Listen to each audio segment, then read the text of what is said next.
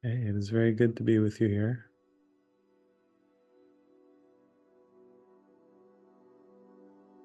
We can just take a nice deep breath.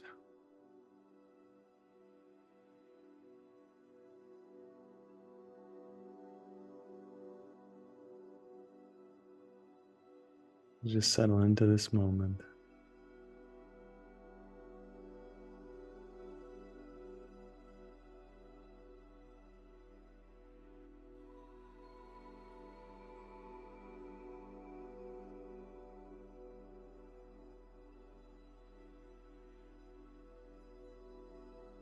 As you start to go within more and more, just let yourself settle in.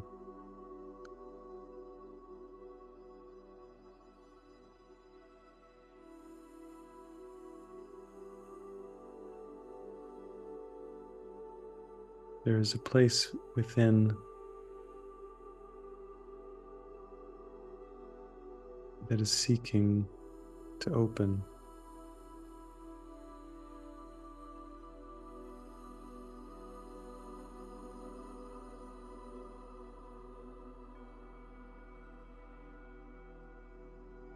This is the place where your healing is just about ready to occur.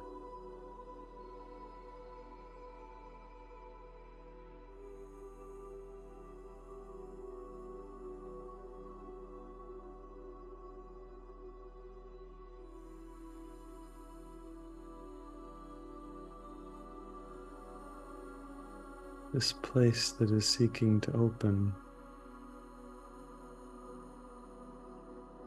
can tell you what it needs.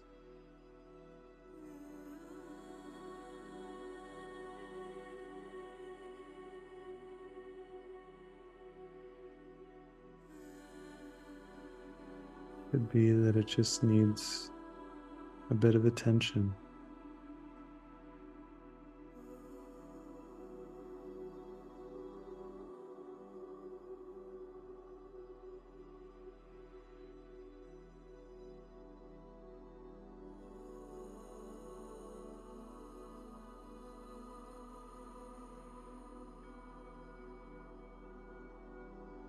And it's okay to give this place within you this attention.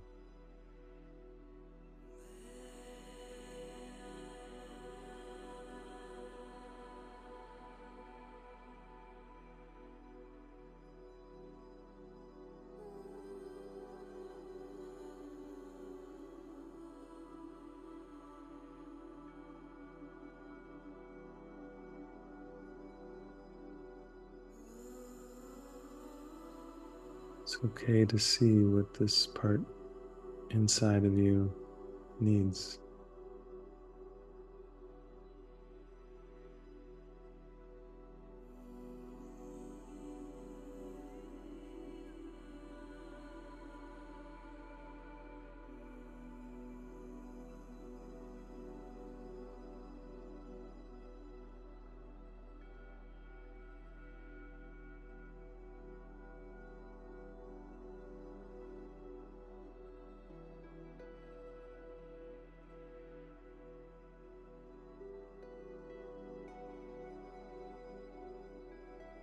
Again, we can practice an attitude of curiously present, being curiously present.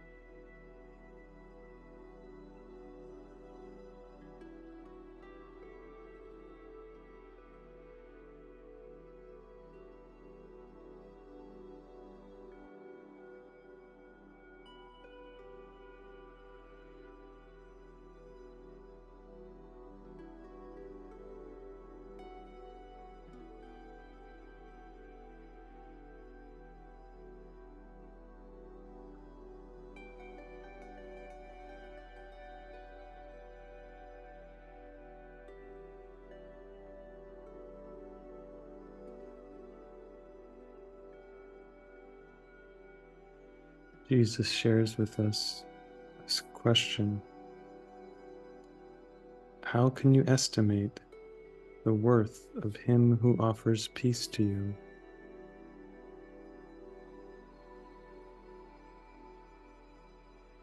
How can you estimate the worth of him who offers peace to you? And who's he talking about here? He's talking about anyone and everyone who comes into your mind.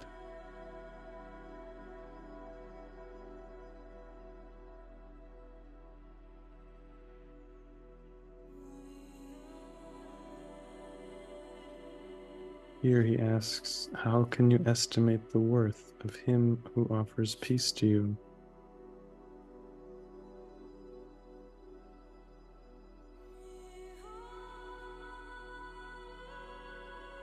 But just before that, he says, it is impossible to overestimate your brother's value.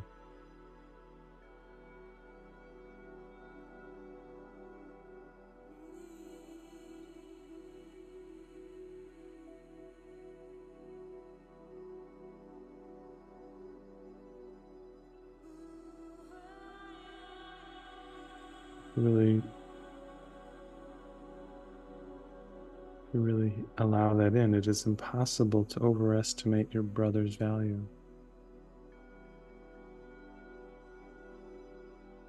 You know, just as an exercise, to try to overestimate your brother's value.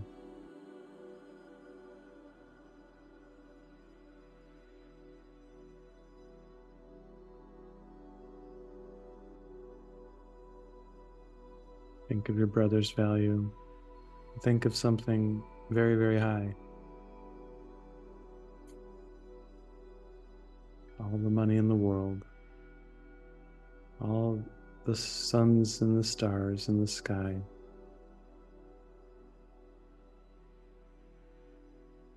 Every beautiful creature you can imagine in the world.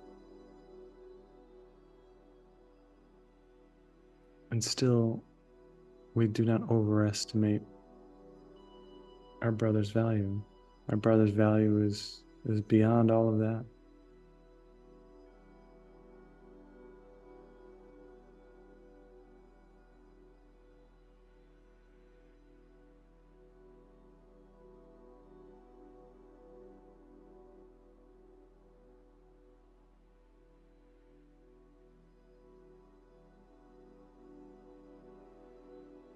He's not just talking here about the nice brothers, the nice ones who don't have any issues with. He's talking about every brother, every person you could even think of. You cannot overestimate their value.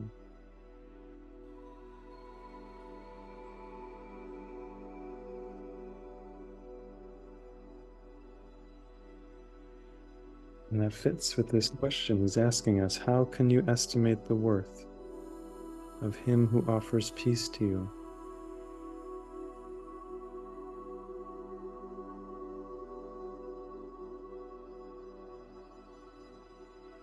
How can you accurately estimate the worth of him who offers peace to you?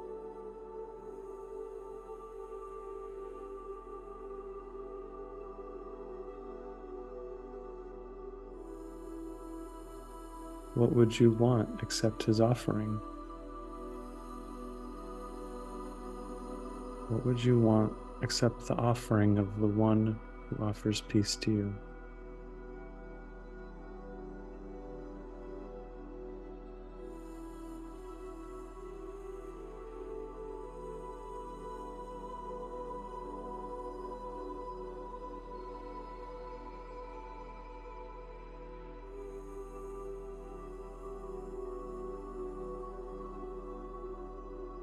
These are good things to think about. To think about what else we would want, what else we seem to want.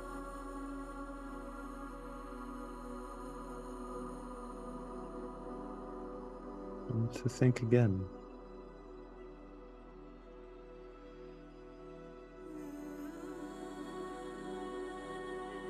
This brother is offering me peace. What else would I want? Why would I want another thing?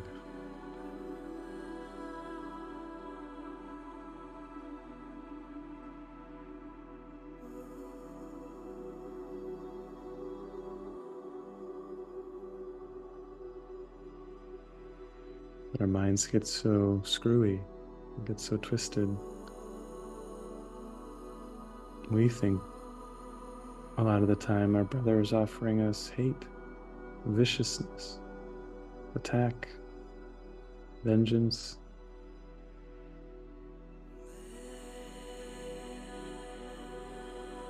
No, our brother is offering us peace.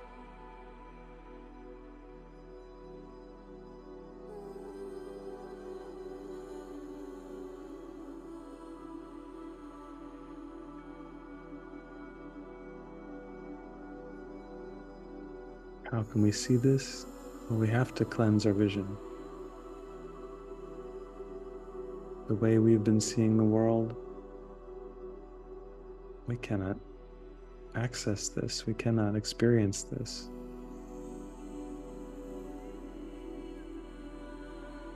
Now, anyone who's ever worn glasses knows that every so often you have to clean the glasses. You got to get out the cloth or, the sweater corner or whatever you're going to use to clean those glasses. Why? Because if you don't clean them, you're not going to be able to see so well. Well, here Jesus is telling us we need to clean the glasses of our mind. We need to clean the lenses that we're looking at the world through. This filter that we're experiencing life through is massively distorted.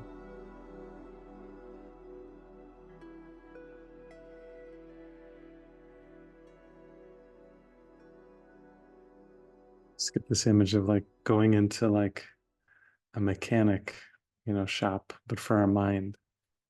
Like, I've got this problem. My mind is making everyone seem like angry and upset, and everyone seems to be a jerk. I don't know. You see this mechanic who's really like Jesus, a mechanic looking into the mind, looking under the hood. Oh, yeah, I see your problem right here. It's this beam in your eye. You gotta take this beam out. Otherwise, this is never gonna work. You're gonna see all kinds of splinters in everyone else's eyes.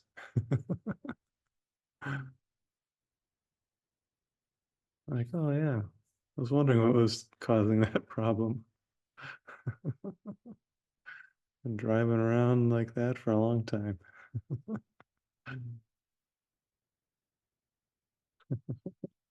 Yeah, it doesn't feel so good, but what feels really good is when we start to realize, oh, that's what I need to do. I need to take this thing out.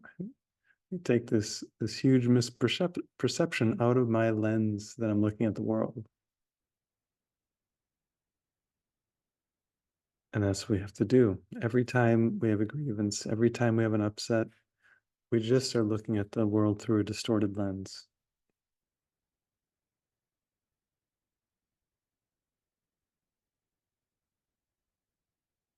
We ask for help. We go into the mechanic shop. Okay, buddy, help me again. I thought we took care of this, but I'm right back in here for the same thing.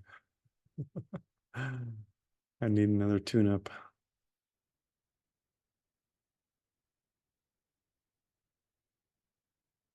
But that's okay. The great thing about this mechanic shop is that there's no bill. He's happy to help every time you come in. The only cost is that you lose your upset. That's a pretty good deal. He's friendly. He's helpful. He tells you right what the problem is. He doesn't make you wait.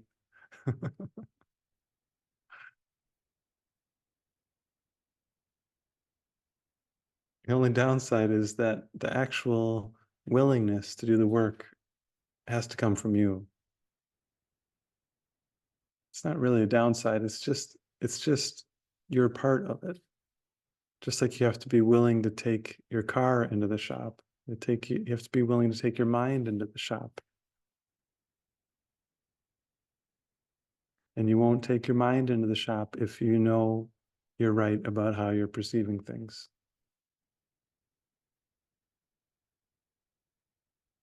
Why would you take a car into the shop or something in for repair that you're sure is perfect the way it is, that you're very sure that you see things correctly? It's those other people that have the problem.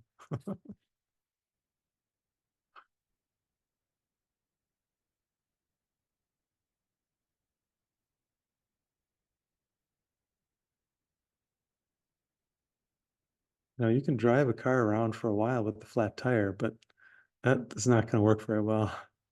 It's going to mess things up after a while. We can drive our mind around with flatness of seeing, but man, it does not work so well.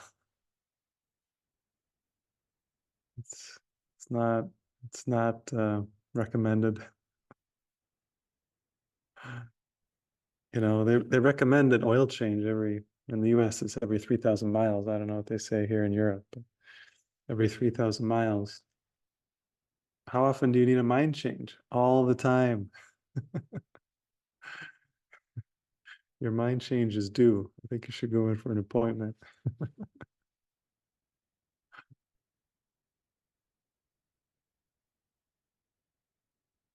And you should do it because you want to do it. Why? Because your mind works better when you take it in. When you take it into the right mind shop. Oh, I need to go into the right mind shop because my mind is not right. Those people clearly are the bad guys, and I have been the victim of them. Oh, wrong. Not a good perspective. On the dash of your car, you get these little indicator lights. Something is up. Well, this is one. If you ever perceive yourself unfairly treated, that's a big indicator light. Unfairly treated indicator light. Uh-oh, I gotta go into the shop. See my friendly mind mechanic. And he always greets us with a smile. Oh, so good to see you. I'm glad you're here. How can I help you today? How can I help you this moment? I know you were just here 10 minutes ago, but I'm glad you're here again. And the goal of kind of taking our car into the shop is we want it to run so we don't have to go into the shop. But the goal of taking our mind into the shop is that we learn that we should keep taking it into the shop, that we actually want to spend more and more of our time at the shop. Why? Because we always want to be adjusting our misperceptions.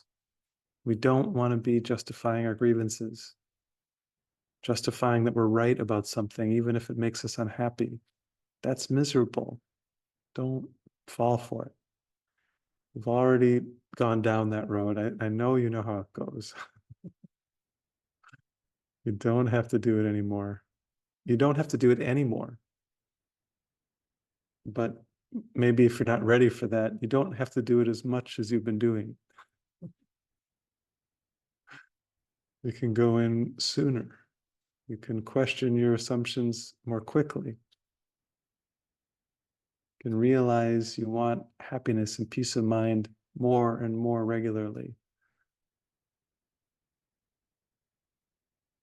How long do I want to go before I have peace of mind? I mean, you can decide. When we start to do this, having peace of mind, say once a day, that feels like an accomplishment. Hey, I'm actually peaceful every day for at least a little bit. That's good. But after a while, that's not so good. Why am I going to settle for being peaceful for 10 minutes once a day? That's almost all the day not in peace. And then we start to say, okay, maybe I practice a lesson and it tells me I want to do it every hour. I want to practice every hour. And I start to actually do it. I start to realize, hey, every time I do this, I feel better. I realize I want to spit that, false belief out of my mouth because it doesn't feel so good. And that's a big improvement to be peaceful every hour versus once a day. But again, there comes a point where that doesn't feel so good. I'm just peaceful a few minutes every hour. That's still most of the time. I'm not feeling so good. We want to follow this process all the way to its conclusion. We want to go all the way to its logical conclusion, which is I never want to be settling for less than my peace of mind. Right here. How can you estimate the worth of him who offers peace to you? How can you estimate that? What would you want except his offering? If I'm seeing somebody as a jerk, if I'm saying this person is the reason I'm not at peace, then I am not accepting the offering to change my mind. I am saying my perspective is more important than my peace of mind. Really? Is your perspective really more important than your peace of mind? I mean, you can choose that. I don't recommend it, but you can choose that. And again, we can go back to this example. Do you want to choose that perspective for an hour? Do you want to choose it for 15 minutes? How long do you want to feel miserable before you let this go? You can decide. I mean, I know, I know what I think I want to decide. I want to decide for peace all the time. I want to clear my mind of grievances every time they sneak in. I don't want to cling to them. I don't want to feel like a victim. I don't want to feel like somebody's done something to me. These are sad, sad stories. Okay, time to go back to the shop.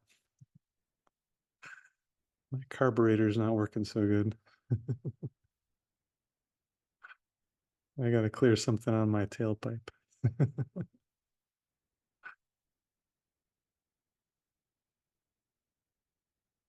Because I want my car running. I want my car running great, right? I want my mind running great.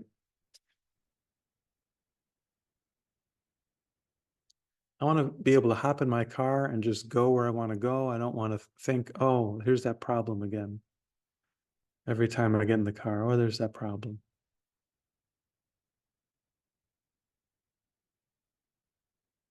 That's what we do with our mind. We sort of put up with some problems.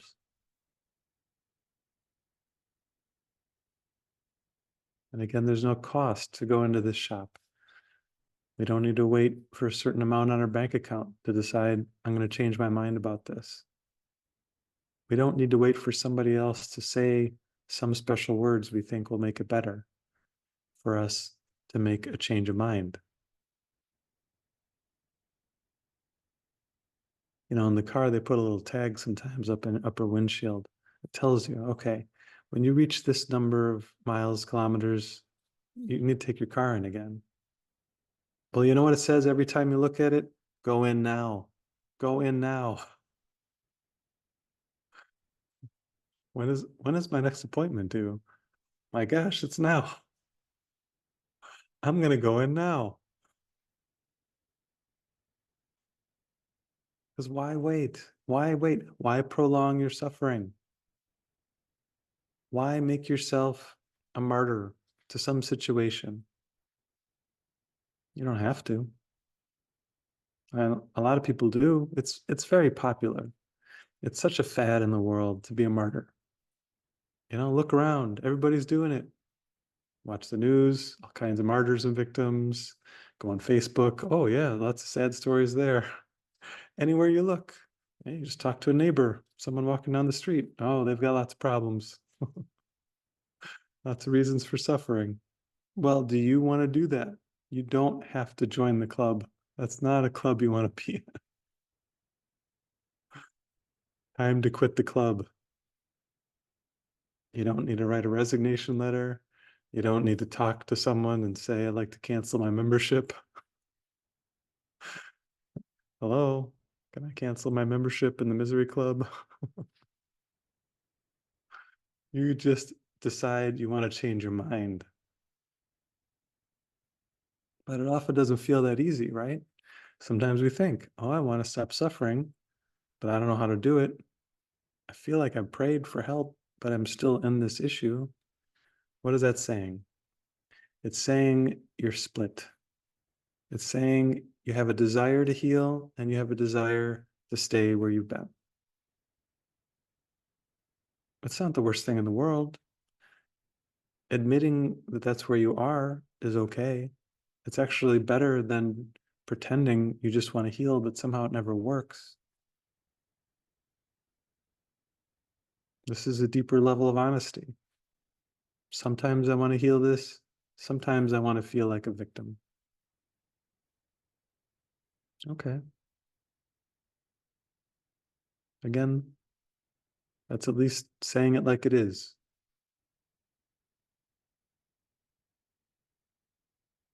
You know, we even have a phrase. I want to throw a pity party. I want to throw a pity party. I want to feel bad for myself. I want to sit in my guilt and my suffering for a while. Could someone stroke my ego for a bit while I feel sorry for myself? Well, it's okay. You can do it, I think. Again, it's your choice. It just doesn't really lead you to what you want. It doesn't lead you to the peace of mind. It's the opposite of taking your mind into the mechanic.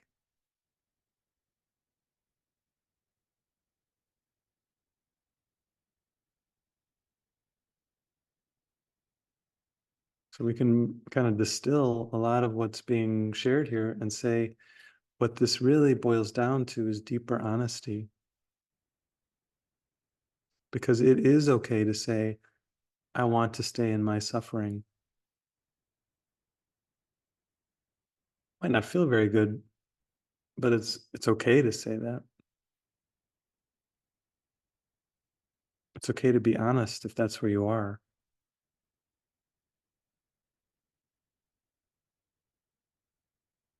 Because that will lead you to look within more. No matter how often you've thrown a pity party for yourself, at some point you get sick of it. At some point you say, I don't want to do this anymore. This feels bad. What is that? That's a right-minded choice. That's a choice that you want to change something that doesn't feel good. This is even in the rules for decision. Jesus says, if you're having trouble with this, you can at least say to yourself, I do not like how I am feeling now. I do not like how I'm feeling now. And I would like that to change. And you could say a lot of our practice of forgiveness is just really getting straight with ourselves, really getting clear about what's going on.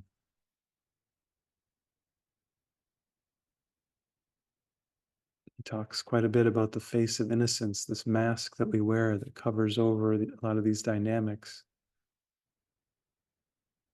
Well, as we keep practicing, we actually don't want to wear that mask so much, that face of innocence mask.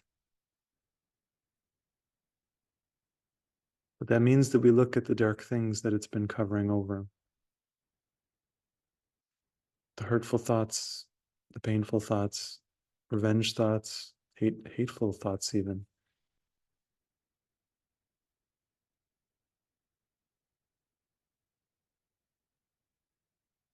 As we practice this course, we open to look at everything in the mind. Not just the light, playful, sparkly things,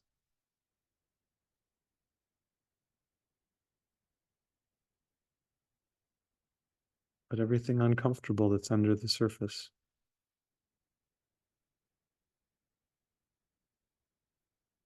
You know, there's that expression, drain the swamp. Kind of use that. You know, we want to drain the swamp of our mind, the things that are hiding underneath there, they come into awareness, they come into view.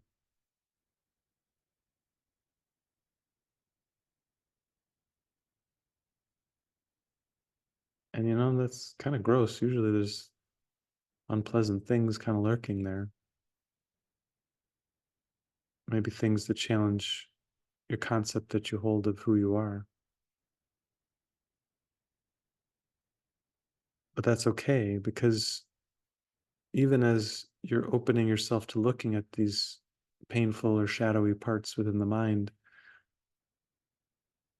you don't have to believe that they are you,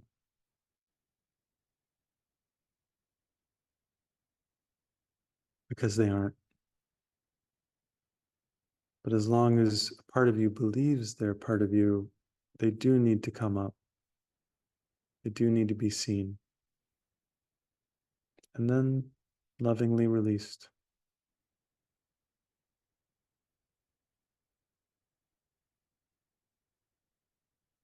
And that's where the real fun comes in, because after we release these heavy, dark things, we just feel good.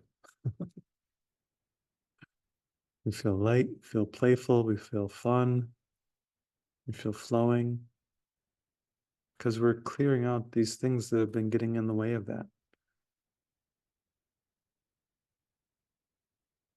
So let's do it. Let's look at the creepy crawlies in the mind. Let's bring them into awareness here. Let's talk about stuff, whatever it is.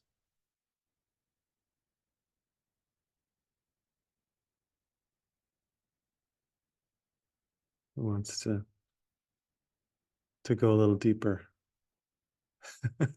We got our first one here. Patricia. I've got a lot of creepy crawly coming out of everywhere, all the mouth, that everywhere. Oh gosh, it's not an easy road, but I'm so appreciative of you. You are my brother, and I love you. Let's start with this. On Monday, I joined on Sunday. On Monday, and I was so in love because of all the miracle I had for the past 2 weeks, and I was like on a high. All of a sudden, I go to my mailbox and letter from the IRS, and I opened the letter, and it's like the procedure right away. And this is what I've done: I send it to the accounting firm. But then I look at it and I said, what the heck are they talking about? Like I read this from everywhere. And that was one of the questions to the accounting firm, saying, what does it mean? I don't understand. And they have missed a document. Anyway, so I asked them, what are they talking about? I don't understand. So to translate this for me. So this is Monday. And I'm like, right away, I start praying and give it to Spirit and saying, please help me, help me and to figure it out. And I give it to you. But right away, like as soon as I do this, like ego attack and okay, let's do this again. So this morning, and it'd been that way for like 3 days. This morning, oh my God, no news from the accounting firm since Monday. So today, again, my same routine, prayers and what have you, but then usually I meet with a lot of mighty companion and everybody's dropping me. I'm not available, canceling, and I'm like, I mean, I was such in bad space. I felt like I don't know how to describe it, but I really felt like everybody dropped me, and I felt like a disposable pieces of garbage, and nobody wants me, like completely abandoned. And again, I'm giving, I'm praying, but nothing is happening, and it feel like the stress is pounding and it's getting heavier and heavier. So I just said to myself, and I was not receiving any guidance. So I just said, oh, I went and do something insignificant, but I know that I'm trying to distract. Mm. But I said, this is it. Like, I need to do something. So I went and do something. And all of a sudden, I receive a notification for Living Miracle Community saying, and I don't remember the exact sentence, but it says, face your fear. And I'm like, okay, I didn't even get this one. So I just said, okay, this shit hit the fan here. So I came up here and I just sat and I think I cried for an hour. Mm. It just like pour, like I just. So what happened? I heard a ding on my computer, and it was an email from the accounting firm telling me, sorry, we've been late, but this letter passed like 7 desks. Nobody understood what they were saying to me, and they figured it out. And what really happened, it's finally my appeals are supposedly on the right desk at the IRS office. And that's the miracle. Finally, the document are handing up at the right place. And it took like 7 brain to even more to understand that one, because nobody. So yeah. So I don't know what to say. That But it's sounds like so, things are moving along. yeah, but it's so difficult to stay focused. And I got so scared. Yes, I'm so scared. I don't even know of being abandoned or what have you, and I'm not going to. And I want out. I don't want to have a pity party anymore. I don't want to prolong the problem. Don't want no reason for suffering. I cancel my membership. Mm. So Good. yeah, Holy Spirit, you decide for God, for me. And thank you, Barret, an almighty companion, to listen to my crazy story, but that's what it is. Yeah. Well, it's interesting because as you were saying, the beginning of your story, I had this feeling like maybe it's not that bad. I mean, it was really kind of creating a lot of turmoil for you. I sort of had this thought like, maybe it's okay. I just saw you kind of taking steps, and then that's what you shared. And I think that is maybe a helpful takeaway here. The ego does kind of make everything out to be like the end of the world, or this is some awful thing. How come they're not getting back to me? There must be some real problem. But again, it seems like it's turned out that really just saying that you're taking the next step. Your case is moving forward. Yeah, and also that I was taking care, because I thought they were not doing anything. Like I thought they were just avoiding me and just, oh, she's sending me an email again. No, no, no, no. They were working on my case, but Yeah. like they could not figure out what was going on. Yeah. Yeah, so they were not abandoning me. That was not true. That was not the truth. They Yeah. were working with me, for me. Beautiful. You have been wrong about everything. Yeah. Yeah. Maybe you write that realization down, and Yeah. anytime your mind goes into fear thoughts about anything ever, come back to that statement, that recognition. Yeah. This is good, Patricia. There's a deepening of trust here. And it's not trust in your accountant, but it is the deeper trust. Yeah. Yeah. And I've been wrong about everything. To me, this is so important. Like, oh my God. Yeah. Yeah. Yeah. Right. I want to be happy. Yeah. You know, to be that innocent toddler, you know, with a loving parent that we can completely trust. Like we can trust that much.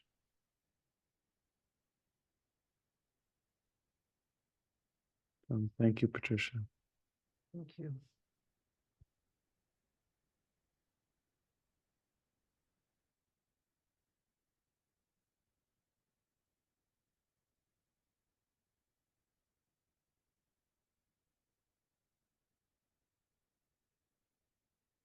All right, who else wants to take their car into the shop?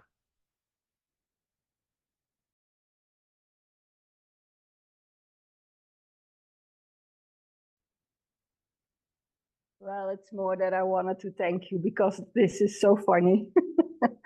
And this is the way I want to wake up, because I know in my case, most of the times I'm always so serious, and I'm done with that. I just want to see the truth in everything. And like this week here in Mexico, the place I'm living in, there is San Antonio. They are celebrating his death. And so there is a lot of fireworks, really loud, really loud. And every time now they're doing it, then I'm thinking, okay, they are just celebrating. It's joy. Can I see it as joy instead of being disturbed by even in the middle of the night or in the early morning they start? It's almost the whole day. Yeah. Firework, but can I see the celebration of it? Because that is how they do that here. And that is what I really want. And when you talk about to be truly honest, I thought, yeah, that is the feeling I had lately, to really be authentic, because I always had a heart. What does it really mean being authentic? I was always confused, but now I understand, like what you said about, yeah, not having that innocent mask anymore, and just, no, I don't feel it at this moment. It's okay that I say that. And I can see that in the past I used a lot of, yeah, I didn't dare to say the things I really felt. And yeah, so for me, I think unconsciously a shift happened. I don't know, but I feel different. Yeah. And like what they say in the course, you understand that, what do they say? You understand the course at all. Yeah. I don't know how they say, you understand it or not at all, something like that. Yeah. And I felt something with that. I was thinking, oh, this is what they mean. And so I can see that, but oh my gosh, the ego, yeah, there is still a little part what wants to resist and is stubborn. But okay, let me embrace that little stubborn child. Yeah. Yeah, it's just what it is. But I love the way you did it today. Yeah, I love that way. So thank you. Yeah. Yeah. No, that's it. You know, we have to keep at it. We have to keep bringing our things forward, because that's the only way we get to that complete understanding. You know, he's not, some people hear that line and they think it's like I don't know, almost like a judgment against us. Like, oh, you're not really getting it. You're Yeah, not there yet. But it really is just saying we have to release all of our grievances, all of our upsets to be able to fully accept God's love. We can't, we can't accept the fullness of like pure white light if there's still a bit or a bunch of bits holding on to some darkness. So we just want to keep handing that over, keep releasing it, yeah, because we want to get to the purity. That's where the joy is. yeah. Yay! Thank you. Yeah, thank you.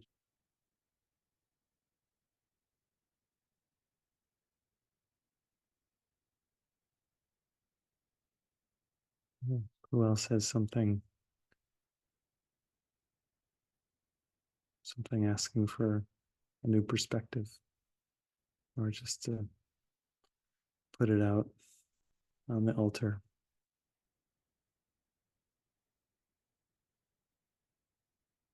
Just to read this couple lines again. How can you estimate the worth of him who offers peace to you?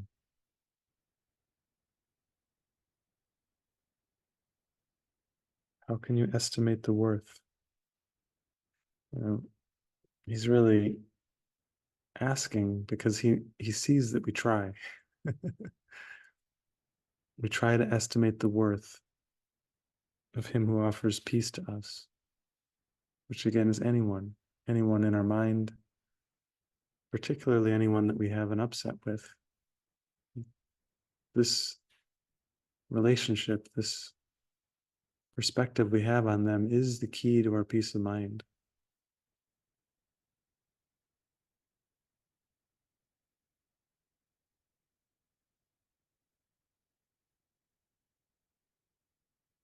And if we're not completely peaceful, we have been estimating their worth, and not so nicely.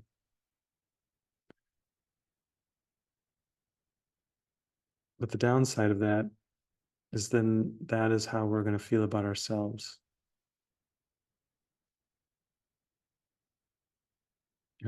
Jesus says that in a number of different ways in the Course. How we perceive our brothers, how we perceive ourselves. What we're thinking about someone else is what we're going to be thinking about ourselves.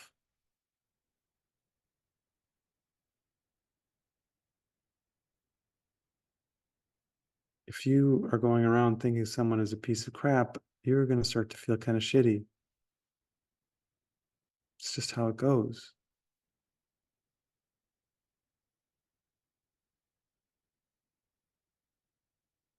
So we go back into the shop.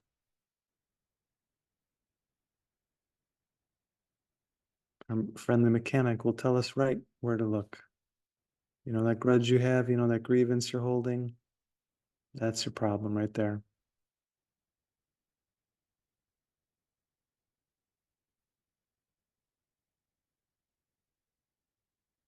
Well, what's it going to cost me? We say that to the mechanic. What's it going to cost me? Well, he says, you're going to have to let go of the grudge. It's the cost.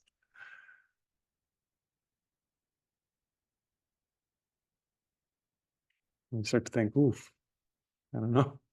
I don't know if I'm up for this repair.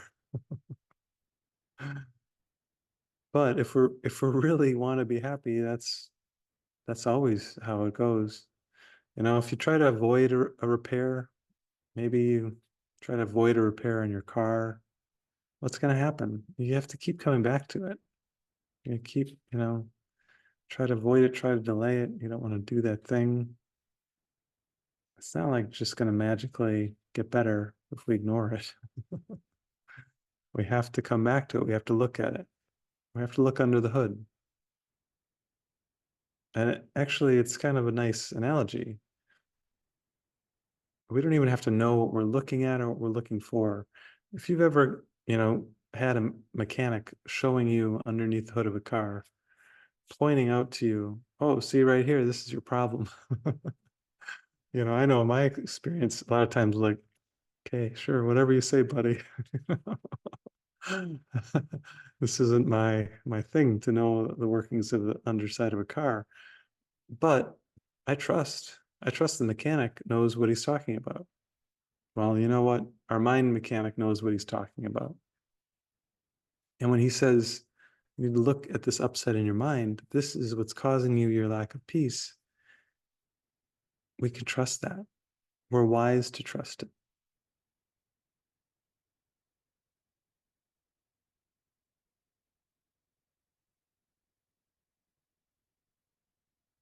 But are we willing? Are we willing to go there? Are we willing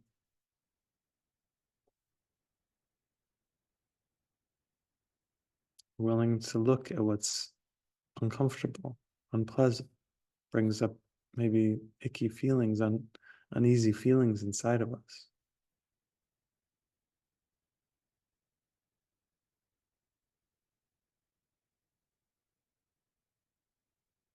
You know, what happens if you look at someone who's working on a car, you know, their whole outfit's stained with oil or smudges or dirt. They're not afraid to get dirty. We have to have that attitude. Okay, you know, it's a dirty job, but the only one who can do it is me. I mean, I have to have the willingness. And that's actually kind of how it is. We don't have to be the one to actually do the repair, but we have to be open to looking under the hood with the mechanic.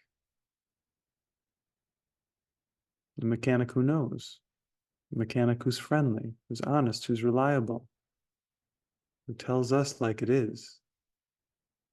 Because our higher self, Holy Spirit, Jesus, they'll always tell us how it is. And they'll do it actually sweetly and gently. They'll break it to us as softly as possible. And even then, we may go into our deep crying. You know, we may need to work through a lot of emotions.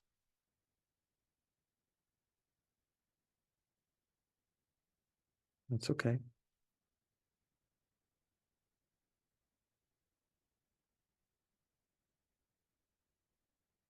But it comes back again to the desire to go into the shop, to go to the mechanic.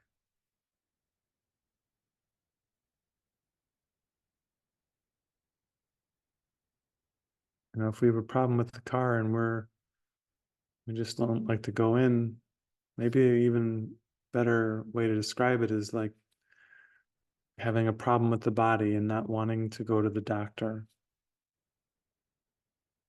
I don't want to go to the doctor. I don't want to look at what the problem is. I don't want to figure out what I would have to do. Maybe it's not going to be pleasant. Maybe I'm not going to like what they have to tell me.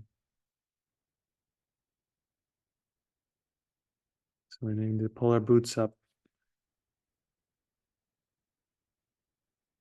and go in and go look.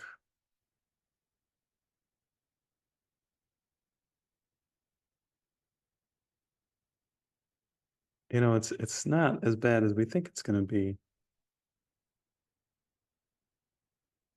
That doesn't mean it's not intense. I mean, we've all been through that, and maybe some of us are in that.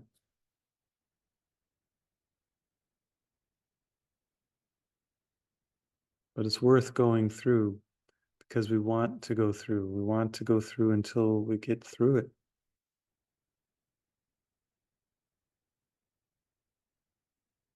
Do we want to go around it? I don't want to go through it. I want to go around it. Can I do that? No. You can't skip anything that you're not willing to see. It's sort of like the paradox of healing.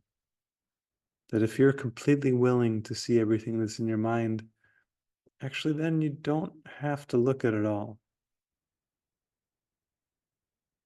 Holy Spirit will show you what you have to look at, and what you don't have to look at, Holy Spirit actually will take care of. But the only way that you can do that is if you're completely willing. Because if you're even somewhat not willing, then you're going to have to look at it. You're going to have to find the willingness to look at it.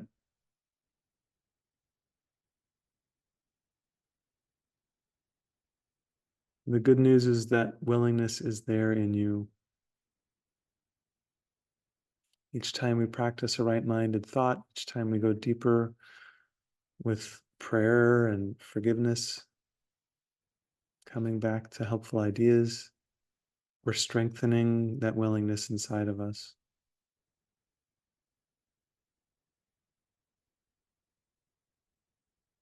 Sometimes there might be songs or love songs with the expression like a little bit of heaven. You know, people in the world are searching for a little bit of heaven.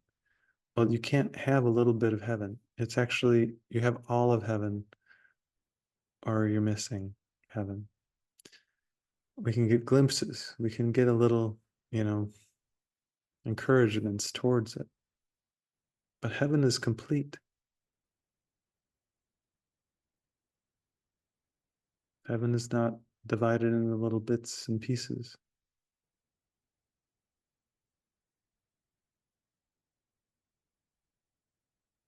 So the way that we come into heaven is we find complete trust. We find complete willingness. We find complete openness in the mind.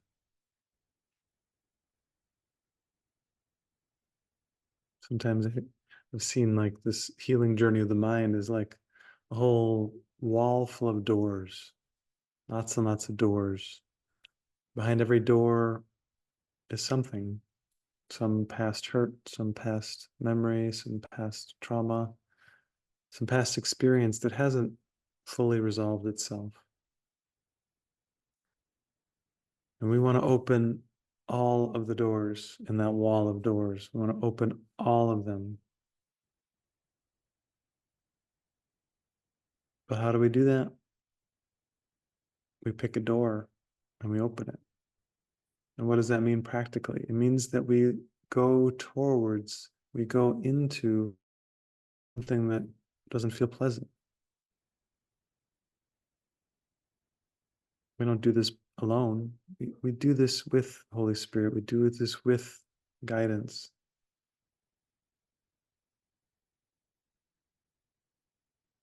It's a famous line of a poem. Something there is in nature that does not love a wall. Something there is in nature that does not love a wall. And that's actually deep, deep in our true nature. It does not want a wall, does not want a line to separate something from something else. Doesn't want anything other than complete, unfiltered wholeness, pureness beyond measure. That's what we're going for. And that's what we want to keep remembering. We don't want to be a segmented, happy person. We want to be complete happiness itself.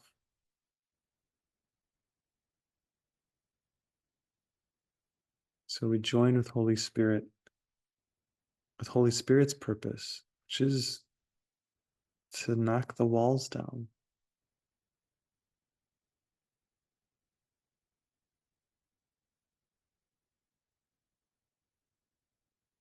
And as we keep at it more and more, we start to experience the description that Jesus gives us of these walls. How does he describe them? Like a little wall of dust. A little wall of dust uses that description. Well, how big of a deal is that? How can that stop anything from anything? It doesn't even stop an ant. An ant can crawl over that. That's how serious the walls are once we look at it from a right-minded perspective.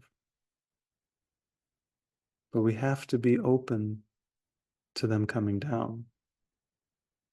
We have to stop fortifying them with our beliefs, our judgments, our self-righteousness.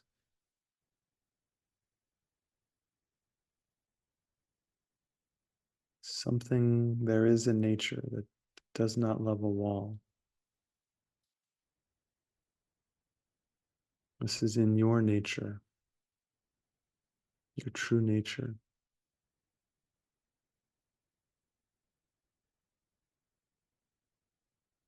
So just notice when you feel this, and you agree with this, and you say, yes, this is what I want.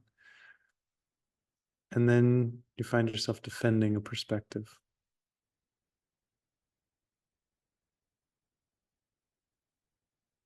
You find yourself justifying a way of looking at things.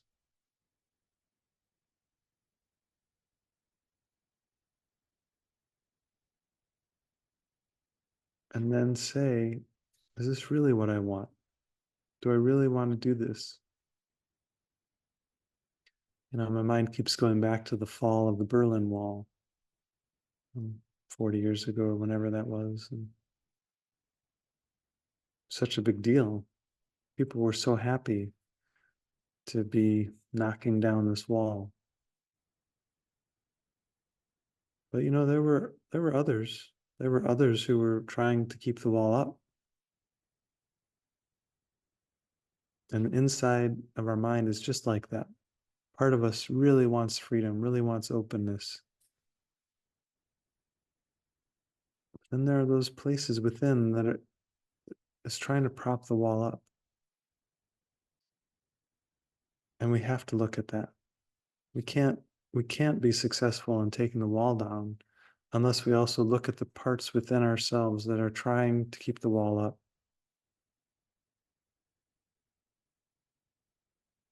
And again, not with judging ourselves or condemning, saying, oh my God, such a horrible spiritual person.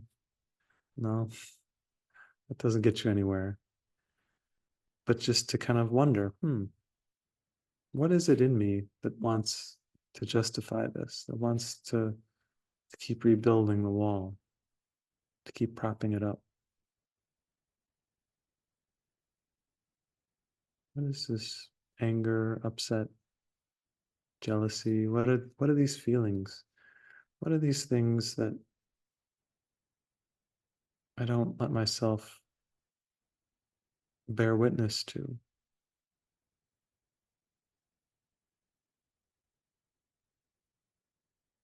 Because I think I actually want to bear witness to them. I want to change the dynamic in my mind.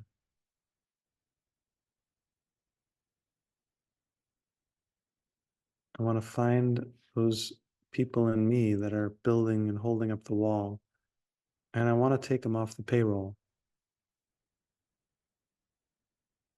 These people, they need to be unemployed because I want to be free. I want to be free. And if we kind of start to connect with these parts within us, these people that are building the wall, we'll see some parts of us that are scared, that are afraid, that feel unsafe. Well, let's give voice to these parts. Let's find a mighty companion and share them with. Let's get them up and out. Because then we can actually lay these workers off and propping the wall up. And you know what? They sort of get repurposed. These parts of us that were so busy trying to hold the wall together, all of a sudden that mental energy, that piece of us is free to do something really great. You know, we can share helpful ideas. We can connect heart to heart more and more, because we don't have to spend so much energy on those ways of being.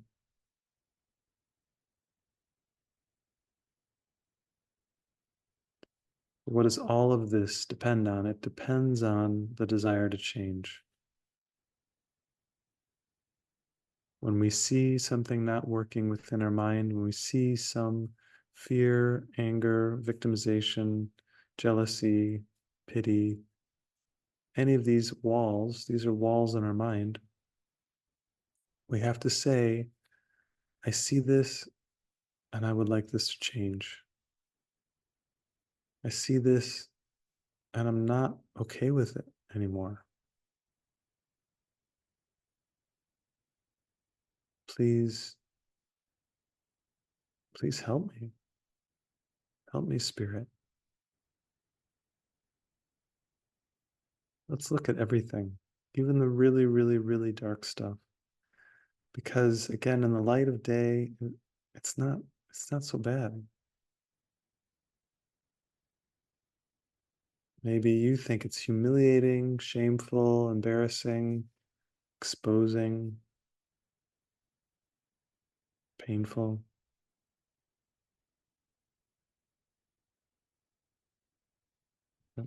It's actually not, it's not as bad as you think. And when you're completely on the other side of it, it's not bad at all.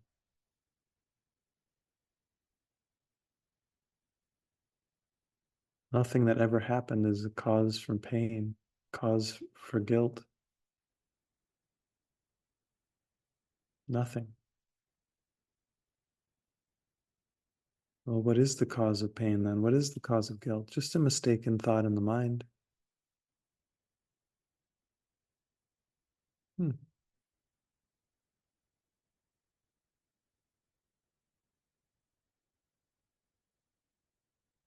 I mean, that gives new possibilities. All of my upset is because of mistaken thought in the mind.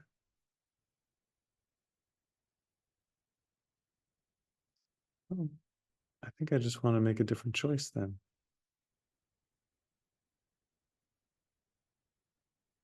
And it's very good.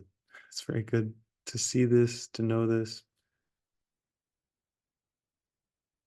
because it puts us back in the driver's seat.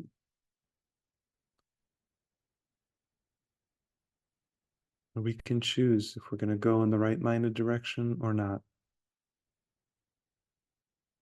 And if we don't, again, we don't have to beat ourselves up for it. We can just really look at what we want.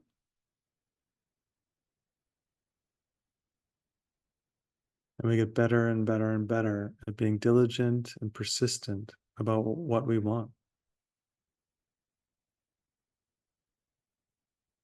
Just like in that example earlier, where we realize we want peace more and more and more.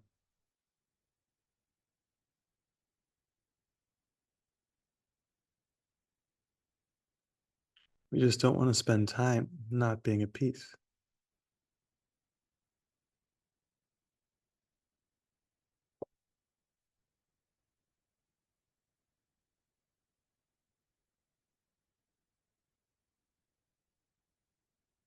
And then what comes of that is our willingness to look very quickly at things that are up for us.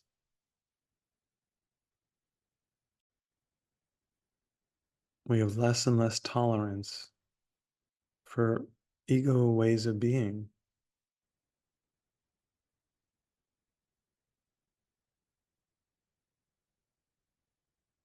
But we don't judge ourselves for that either. We can see our ego patterns. We don't attack ourselves for having them.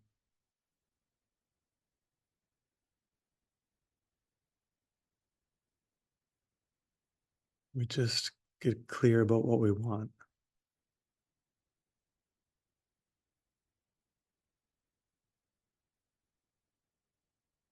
And that clarity of what we want is like a missile. It's like a rocket ship going into outer space. It's going right to the sun, going right for the light.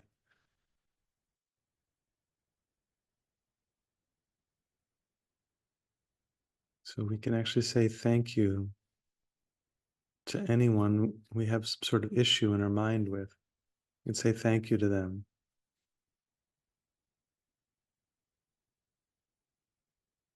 Thank you for giving me the opportunity to heal. Thank you for showing me I can choose peace instead of this.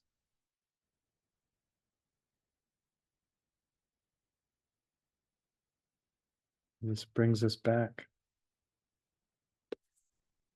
What would you want except your brother's offering of peace? What would you want except that?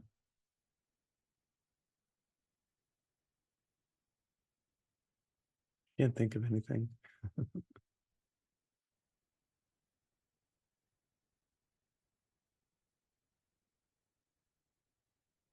So we become like a channel of moving through emotions, a channel of moving through anything that's been stuck or heavy.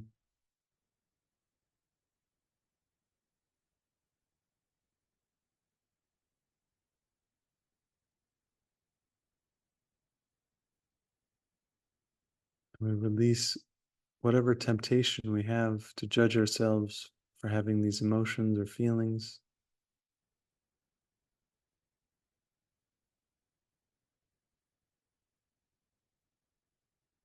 And again, we realize every time we start to wander off of that line of peace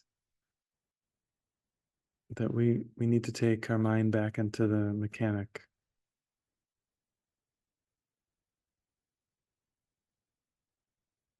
I really see Jesus with one of those mechanic hats, the blue outfit. Maybe he's got a little name tag. It says J or something. I don't know.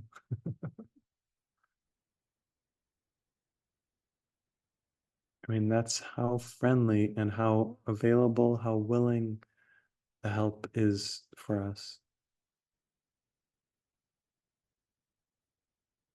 We don't even have to figure out how to get to the shop. I mean, if your car breaks down, that's like an issue. How am I going to get it into the shop? Anytime we want to go there, just like that, we're there. We can even just go there to kind of hang out with the mechanic. He's happy to spend some time with us. Happy to hear what we have to share. He's that someone with a perfectly non-judgmental way of listening. Never a shred of judgment coming.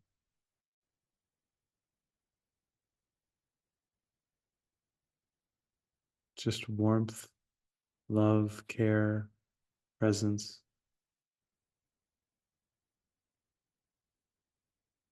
This mechanic shop is open 24 hours a day.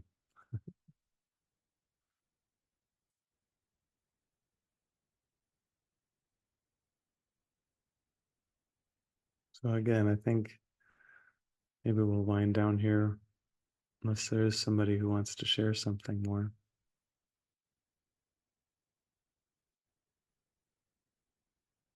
We can just take this image, take this idea with you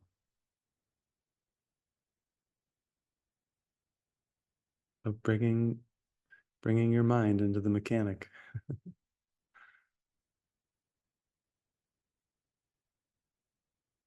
It's got plenty of availability.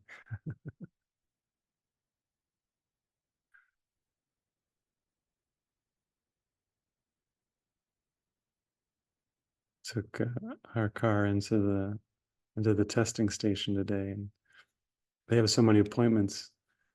I had an appointment at 8:41 a.m.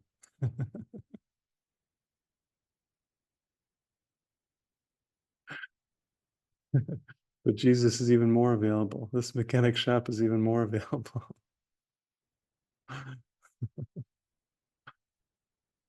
Just do it. Take your mind in. And you've always got a listening ear here as well. Feel free to reach out. Yeah, we're here for you guys. Good to see some of you here at the retreat. Glad you're coming, Lori.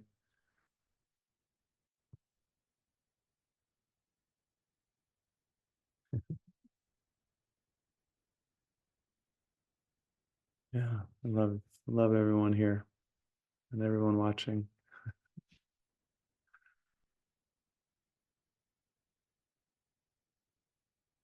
Yeah, we're all together in this.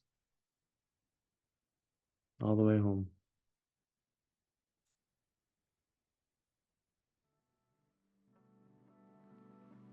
Yeah. Be well. See you again soon.